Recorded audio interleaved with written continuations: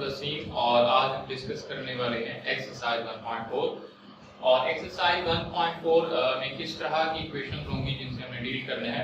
तो 1.4 में जो इक्वेशंस हैं वो हमने जिनसे डील करना है उन इक्वेशंस का नाम है radical equations. What is radical equation, ये हमने 9th क्लास में भी हमने पढ़ा था चैप्टर 7.2 के अंदर।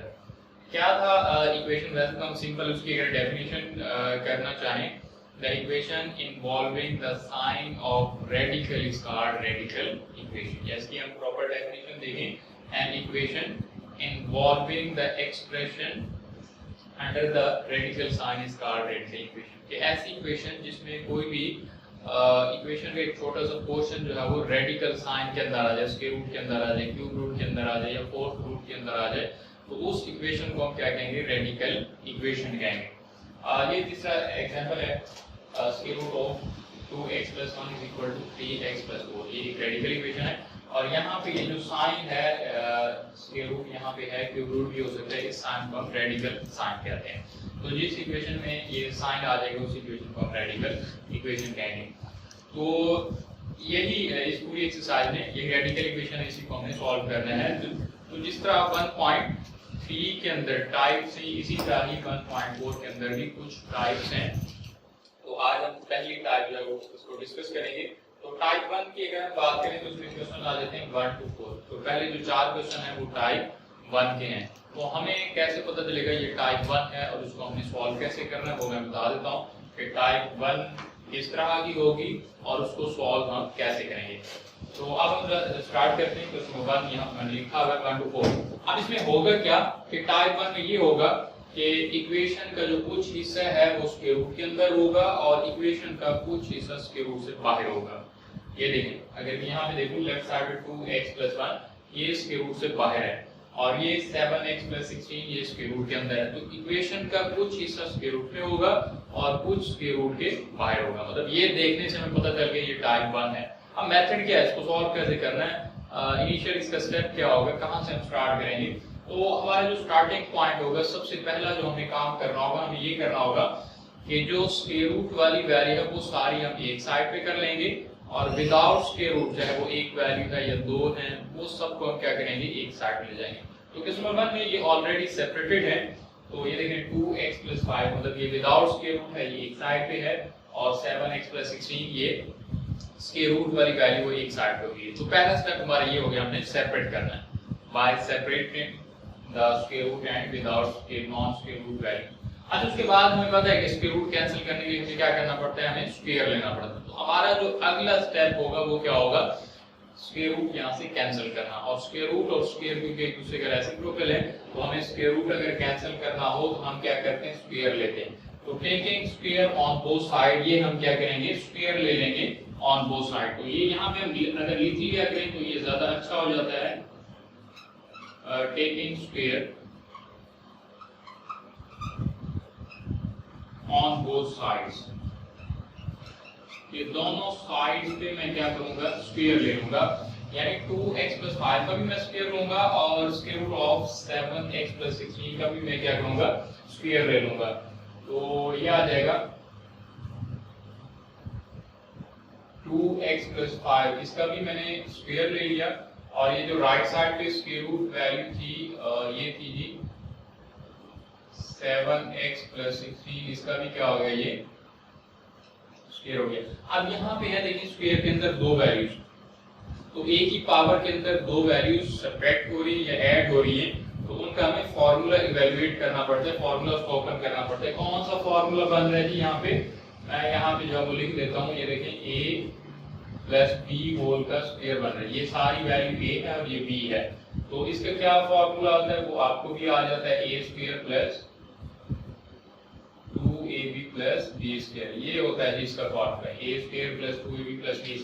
यानी 2x जो है वो a है और 5 क्या दिया है, b दिया। मैं इसे फार्मूले से जो एक्सपेंड करूंगा, ये देखिए a है तो मैं इसकी जगह लिखूंगा 2x, यानी 2x का स्क्वायर फिर है plus 2ab 2x into 5 plus b का स्क्वायर, b है 5, तो ये आ जाएगा 5 का स्क्वायर और इज इक्वल टू। अब देखिए राइट साइड पे जो है ना स्क्वायर रूट है और स्क्वायर रूट के ऊपर स्क्वायर है तो स्क्वायर से स्क्वायर रूट क्या हो जाता है, कैंसिल हो जाता है। तो यहाँ पे आ जाएगा 7x प्लस 16, 7x प्लस 16 ये हमारे पास जो है वो आ जाएगा। तो अब मैं इसका स्क्वायर लेता हूँ, ये 2 का भी स्क्वायर है तो ये हो जाएगा 4x का स्क्वायर। अब ये तीन वैल्यूज हैं 2, 2 एंड 5, 2 टू द 4, 4 5 का कितना हो गया जी, ये 20x हो जाना है। और 5 है तो 5 का जो स्क्वायर होता है वो कितना होता है जी, 25 होता है, इज इक्वल टू यहाँ पे जो हमने लिखा था 7x प्लस 16 ये वैसे आ जाएगा। अब मैं क्या करता हूँ, मतलब हमने सेपरेट भी कर लिया था, उसके बाद फिर हमने स्क्वायर ले लिया, एक्सपेंड भी कर दिया, स्क्वायर भी यहाँ से खत्म हो गई। अब क्या करते हैं, इस इक्वेशन को हम अरेंज कर लेते हैं। अरेंज कैसे, हम पूरी की पूरी जो वैल्यूज हैं पूरी इक्वेशन को हम एक ही साइड पे ले आते हैं, क्योंकि जो स्टैंडर्ड फॉर्म होती है इक्वेशन की, पूरी इक्वेशन 0 के इक्वल हमने लेके आनी है। तो ये 7x प्लस 16 को हम क्या करेंगे, लेफ्ट साइड पे ले आएंगे और राइट साइड पे 0 हो जाएगा। तो ये देखें, ये हमारे पास आ गया 4x square plus 20x plus 25, ये प्लस 7x है, इधर आके माइनस 7x हो जाएगा, प्लस 16 है तो माइनस 16 और इज इक्वल टू यहाँ पे क्या हो गया 0, क्योंकि राइट साइड पे जो वैल्यू थी उसे हम लेफ्ट साइड ले आए तो राइट साइड पे 0 हो जाएगा। अब इनको हम करते हैं प्लस माइनस, जो सेम वैल्यूज हैं उनको हम ऐड कर लेते हैं। x स्क्वायर को एक ये वैसे आ जाएगा 20x और ये है जी 7x, तो 20x में से अगर आप 7x माइनस करेंगे तो 20 माइनस 7 जो है वो 13 आता है, तो प्लस 13x आ जाएगा। अब सेम वैल्यूज x को x के साथ आप ऐड करेंगे, कांस्टेंट को कांस्टेंट के साथ, अगर x स्क्वायर तो x स्क्वायर के साथ प्लस माइनस होगा।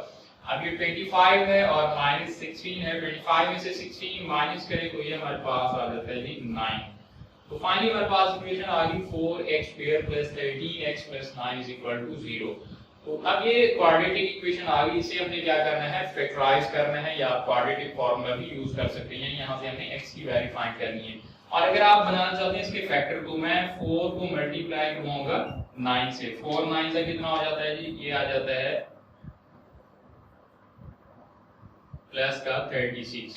तो इस प्लस 36 के मैंने ऐसे फैक्टर बनाने हैं कि उनकी वैल्यूज को अगर ऐड करूं तो 13 बन जाए और मल्टीप्लाई करूं तो दोबारा ये प्लस का 36 बन जाए। मैं यहाँ पे बना लेता हूँ सारे, 1/36 ये भी बन जाते हैं, 2/18 भी हो जाता है और 3/12 भी हो जाता है और 4 से भी हो जाता है 4/9। मतलब ये जो पॉसिबल फैक्टर थे, यानी 36 1 से, 2 से, 3 से और 4 से आगे जो है वो 6 से भी जो है वो डिवाइड हो जाता है। तो अब इनमें से मैं कोई ऐसा फैक्टर लूंगा जिनकी वैल्यूज को प्लस करूं तो मेरे पास 13 आ जाए, मल्टीप्लाई करूं तो 36। ये देखिए मुझे लास्ट में नजर आ रहा है 4 और 9, 4 प्लस 9 क्या होता है 13 होता है और 4 मल्टीप्लाई बाय 9 क्या होता है 36। तो ये मुझे फैक्टर मिल गया 4x एंड 9x। मैं इनकी जगह ये लिखूंगा तो ये आ गया जी 4x स्क्वायर प्लस 4x और plus 9x plus 9 is equal to 0। मैंने ऑलरेडी बताया था कि मिड टर्म ब्रेक करते वक्त ये 4x को पहले लिखें या 9x को पहले लिखें, इससे कोई फर्क नहीं पड़ता। तो अब यहाँ पे देखिए हमारे पास ये चार वैल्यूज बन गई हैं, इन दोनों में मैं अलग से कॉमन चेक करूंगा, यानी 4x स्क्वायर प्लस 4x इसमें मैं कॉमन चेक करूं तो दोनों में जो है वो 4x के आ रहा है, कॉमन आ रहा है। तो यहाँ पे 4x x स्क्वायर था, मैंने एक x कॉमन ले लिया तो यहाँ पे बाकी एक x रह गया, प्लस 4x पूरा कॉमन ले लिया, यहाँ पे 1 रह गया। और इन दोनों में क्या कॉमन आ रहा है, लास्ट वाली दो वैल्यूज हैं इन दोनों में क्या कॉमन आ रहा है, 9 दोनों में कॉमन आ रहा है, तो 9 मैंने यहाँ पे कॉमन ले लिया। x plus 1 is equal to क्या हो गया यहाँ पे 0। अब अगेन यहाँ पे देखें मेरे पास x प्लस 1 क्या आ रहा है, फिर से कॉमन आ रहा है, तो x प्लस 1 में फिर से क्या करूंगा, यहाँ से कॉमन ले लूंगा। तो x प्लस 1 मैंने यहाँ से फिर से जो है वो कॉमन ले लेना है, तो ये x प्लस 1 कॉमन ले लिया। जब मैं x प्लस 1 कॉमन लूंगा तो बाद क्या बच जाएगा, 4x और 9 बच जाएंगे। तो ये मैं लिखूंगा 4x plus 9 is equal to 0।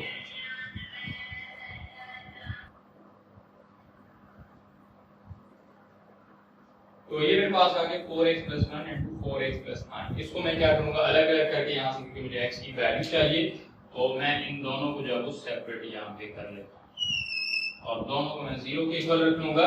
तो ये आ गया x plus 1 is equal to 0 और दूसरा है जी 4x plus 9 is equal to, ये भी 0 के इक्वल। तो अब x की वैल्यू हमारे पास आ गई जी -1, क्योंकि x प्लस में 1 को ले जाएंगे तो इधर जाके माइनस हो जाएगा, और यहाँ से भी x की वैल्यू फाइंड करनी है, तो ये हो जाएगा 4x is equal to -9 and x is equal to -9/4। ये मेरे पास दो आंसर आ गए हैं इस इक्वेशन के, x is equal to -1 and x is equal to -9/4।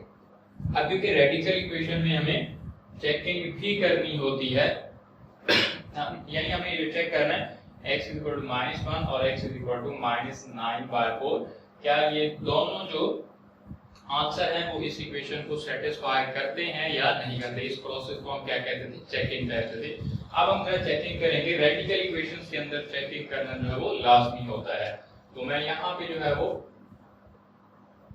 Heading दे देता हूँ चेकिंग, कि मैं चेकिंग कर रहा हूँ, और पहले मैं लिखूंगा for x is equal to -1, यानी x इज इक्वल टू -1 के लिए पहले मैं चेकिंग कर रहा हूँ, यानी x इज इक्वल टू -1 वो जो ओरिजिनल इक्वेशन थी, जो हमारा क्वेश्चन था उसके अंदर ही हमने पुट करना है। चेकिंग को मैं जो है वो ब्लैक कलर से यहाँ पे लिखूंगा, मेंशन करूंगा ताकि डिफरेंट हो जाए।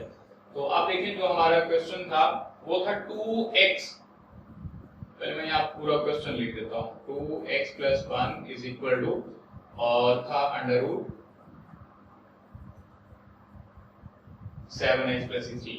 अब इसमें x की जगह मैंने क्या पुट कर रहा है -1, तो लेफ्ट साइड और राइट साइड सेम आना चाहिए। तो ये हो गया जी 2 into -1 plus 1 is equal to, तो ये हो गया 7 into -1 प्लस 3। 2 को -1 से मल्टीप्लाई किया, -2 प्लस 1 इज इक्वल टू,